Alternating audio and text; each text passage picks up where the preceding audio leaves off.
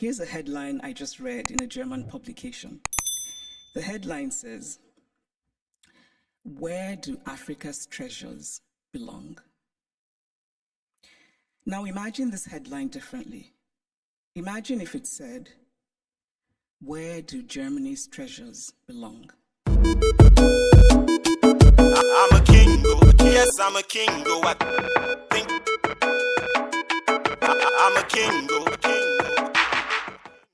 So I'd like to tell a small story about a Nigerian woman who's married to a Belgian and has lived in Belgium for many years.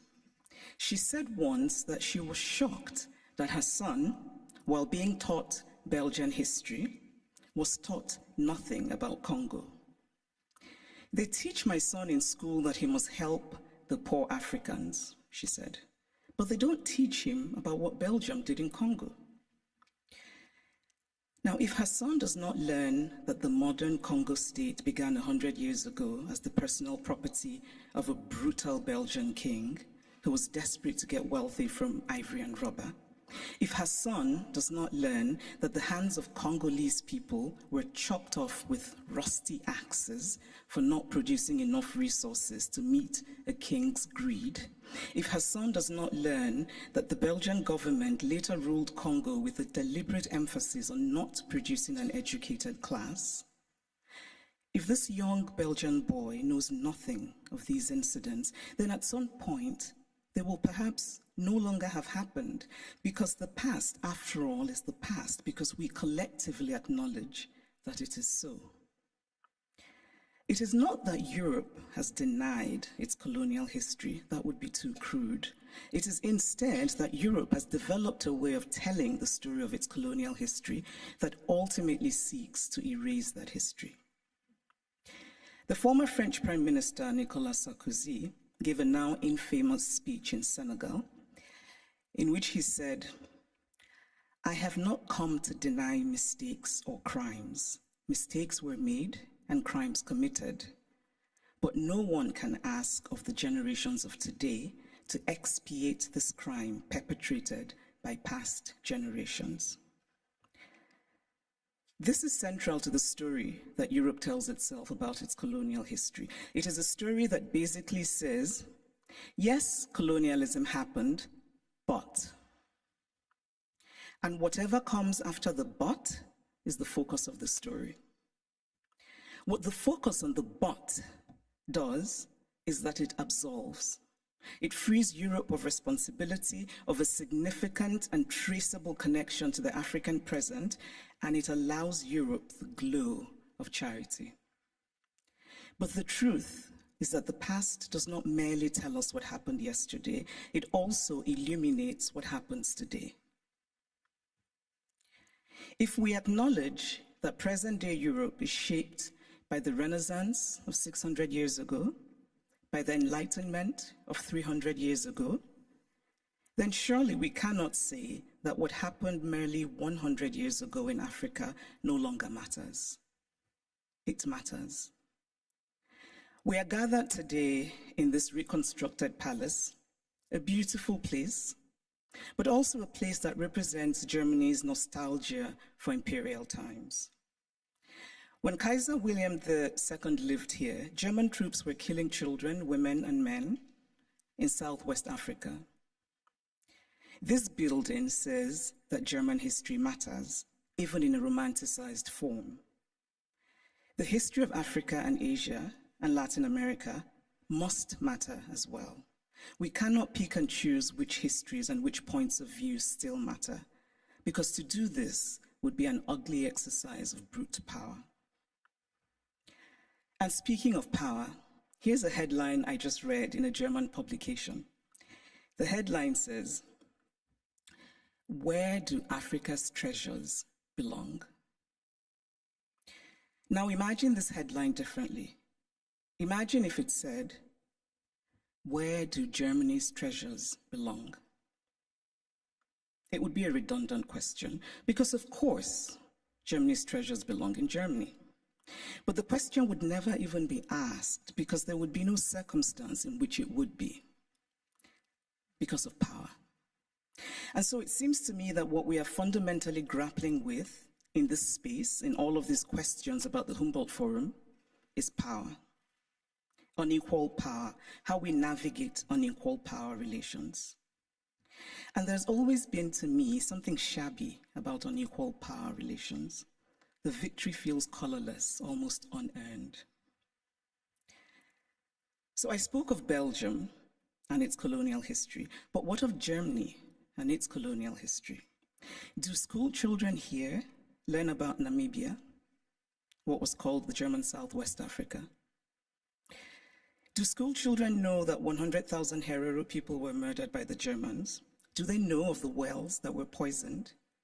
Do they know of the women used as sex slaves and others as slaves in German camps?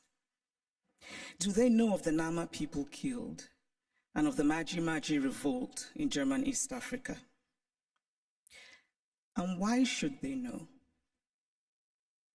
Because to tell only one part of a story is essentially to lie. A story is true only when it is complete. Germany is Beethoven, and Germany is Bach, and Germany is also its colonial atrocities that have resulted in hundreds of African skulls being stored in the basement of museums here in Berlin, skulls of men whose spirits cannot be at rest, men who could well have been my great-grandfather had I happened to have been born in Eastern rather than Western Africa. It is only fair to fully own all of the stories of Germany. All countries have parts of their pasts that they're not proud of, that they would rather forget. But it takes courage to face those parts and bring in some light. And this is a time for courage. The courage to hear dissenting voices, such as those of the people who are outside right now protesting. They should be heard and included. They have valid concerns. The courage not merely to say, we take your criticism, but to follow it with action. The courage to say, we were wrong. The courage to say about art acquired illicitly, this is not ours. Tell us what to do with it. The courage to do provenance work and to actively use local knowledge. The courage to act and to act now and not become crippled by endless planning and endless talking. The courage to believe that it can be better.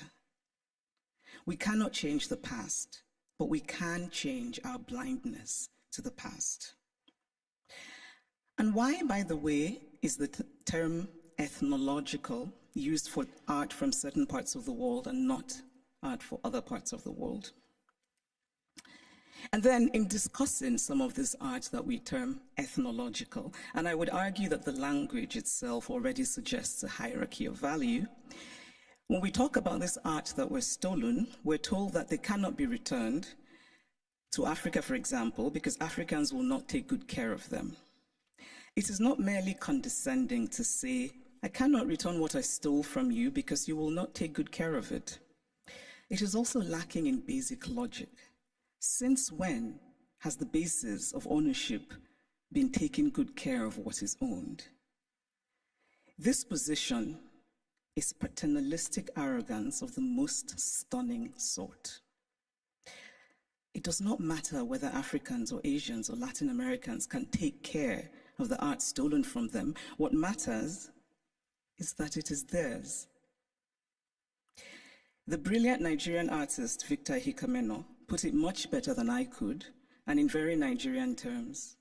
He says, if I come and steal your wrapper, and I say I won't give you back your wrapper because you will not tie it properly around your waist, or you will not wash it well, and so the colors will fade, or this or that, all are irrelevant. The wrapper is mine, and I can do with it what I will.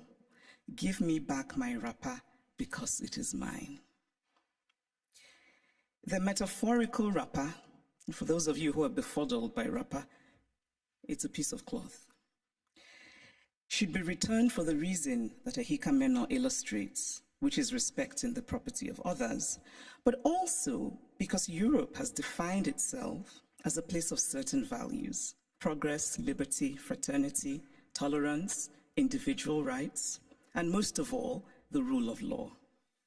A nation that believes in the rule of law cannot possibly be debating whether to return stolen goods. It just returns them. And so if the dignity of those from whom the art was stolen does not matter, then surely this idea should matter, that Europe should be what it claims to be. Live up to the ideals with which you define yourself. I should pause here and note that sometimes these conversations run the risk of sounding like empty moralizing, or like asking for the impossible or the unrealistic, or insisting on an unattainable purity and perfection. Obviously, I don't think everything should be sent back to the countries from which they came. Not everything was stolen. But those things that are sacred, those things for whom people were killed, those things that have in them the stains of innocent blood, should be returned. Obviously, we do not have all the information. There are facts lost in unrecorded history, but we can draw reasonable conclusions based on information that we do have. We can deduce, for example, that the Ngonso, the beautiful sculpture of the founder and guiding spirit of the Nso people of Cameroon, the former German colony, could not possibly have been obtained under benign circumstances, because why would you willingly give up your guiding spirit? It is also important to remember that not all wounds are visible. Some wounds we carry in our hearts, inherited from our parents, passed on to our children. But this discourse is, of course, not just about the Humboldt Forum. It is about museums all over Europe, in France, in the Vatican, in Britain. And I must acknowledge that Germany is the first of the powerful European nations that has made a gesture towards returning the Benin bronzes. But it is also interesting that the announcement said that a substantial amount would be returned, which made me wonder how this would be determined and by whom. And it is equally interesting that it is British colonial loot rather than German colonial loot that is being returned by Germany. But still, it is progress.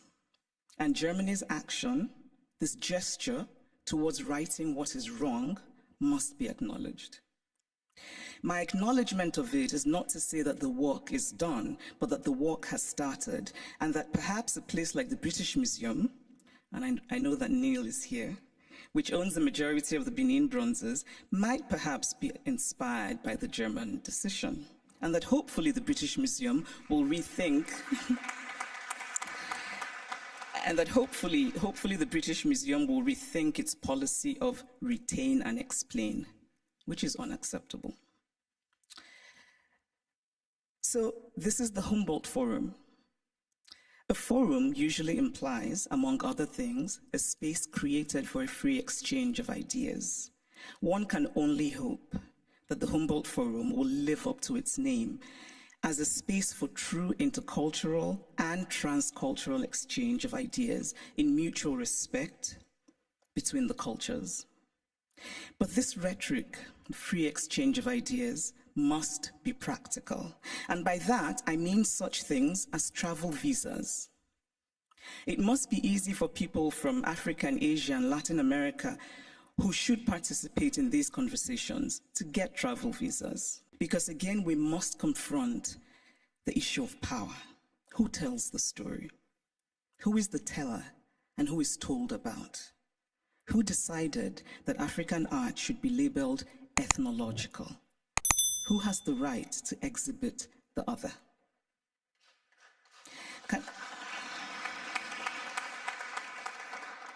In conclusion, I want to say that I believe very much in dialogue.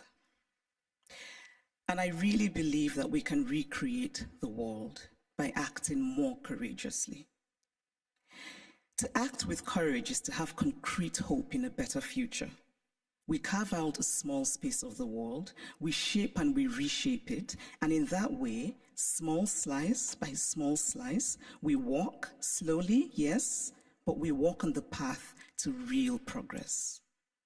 Courage and hope are intertwined. Courage is an act of hope, and hope is born of courage.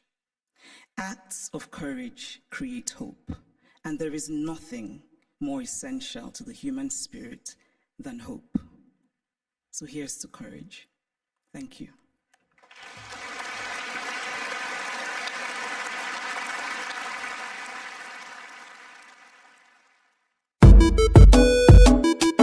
I'm a king, oh. Yes, I'm a king, oh. I think I'm a king, oh.